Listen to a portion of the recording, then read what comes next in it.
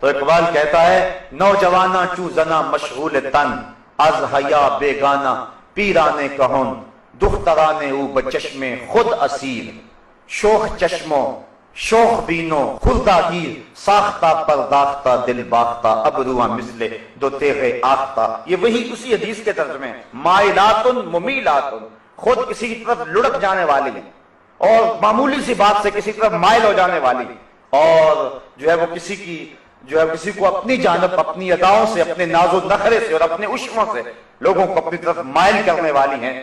اور حضور نے ارشاد فرمایا کہ یہ عورتیں اپنے سروں پر اس طرح جوڑے رکھیں گی. دیکھیے حضور نے 1400 سال قبل ہی یہ بات بتا دی، جس طرح بختی اونٹوں کی کوہانیں ہوتی، اور فرمایا کہ یہ عورتیں ایسی ہیں جو جنت میں جانا تو دور کی بات ہے، جنت کی خوشبو بھی نہیں پا سکیں گے. آج اپنے لباس کو ترک کر دیں، آج حیا کی چادر پھاڑ کے پھینک دیں، جو کرنا ہے کر لیں، اس مغرب کے معاشرے کے پیچھے لگ جائیں، لیکن حضور کے اس فرمان کو نظر میں رکھیں کہ قیامت کے دن پھر کتنی رسوائی ہوگی ان عورتوں کی جنہوں نے حیا کی چادر کو اتار کے پھینک دیا. بلکہ آئیے ہم حضور کے دور کو دیکھتے ہیں. ابو داؤد شریف کے اندر روایت ہے کہ ایک خاتون کا بیٹا شہید ہو گیا کسی جنگ کے اندر، تو حضور کی خدمت میں وہ حاضر ہوئی، لیکن اپنے جوان بیٹے کی وفات پر اور اس کی شہادت پر حضور کی خدمت میں جب حاضر ہوئی تو صحابہ نے کیا دیکھا کہ اس کا پورا جسم جو تھا وہ پردے میں لپٹا ہوا تھا. تو بیٹے کی وفات پر باوجود کے دکھ اور تکلیف کی کیفیت میں بعض اوقات شرعی ضابطے لوگوں سے چھوٹ جاتے ہیں، لیکن اس نے اپنے پردے کا خوب اہتمام کیا ہوا تھا. صحابہ نے تعجب کرتے ہوئے، اور تعجب جو تھا اس کو تحسین کی نظر سے دیکھتے ہوئے، کہا کہ تو نے اس حالت کے اندر بھی اپنے پردے کا اتنا التزام کیا ہے. تو اس عورت نے جو جواب دیا وہ دختران ملت کے لیے کتنی روشن اور کتنی جو ہے وہ اجالے بانٹنے والی بات ہے. اس نے کہا میرا بیٹا فوت ہو گیا، میرا حیا تو فوت نہیں ہوا ہے، میرا بیٹا چلا گیا لیکن میرا حیا تو بھی باقی ہے.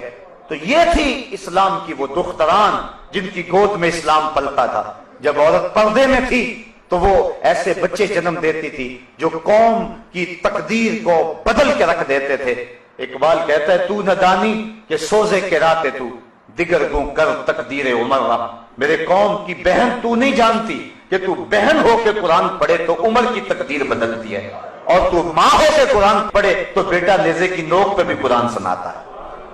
آج اگر عورت سمٹ جائے تو معاشرہ پھیل جائے گا. میری بہن، میری بیٹی، تو نگار خانے کی زینت نہیں ہے، تو گھر کی آبرو ہے. تو مغرب کی ٹینوں نہیں ہے، تو مشرق کی بیٹی ہے. تو محافل کا حسن نہیں ہے بلکہ تو چراغے خانہ ہے. تیرے دم سے کائنات کے اندر حسن ہے. مکالمات افلاطون نہ لکھ سکی لیکن اسی کے شعلہ سے ٹوٹا شرار افلاطون. اسی عورت کی گود کے اندر اسلام پلتا تھا. جب مائیں ام الخیر جیسی تھی تو بیٹے غوث اعظم جیسے جنم لیتے تھے. جب مائیں مائی راستی جیسی تھی تو بیٹے بابا فرید جیسے جنم لیتے تھے.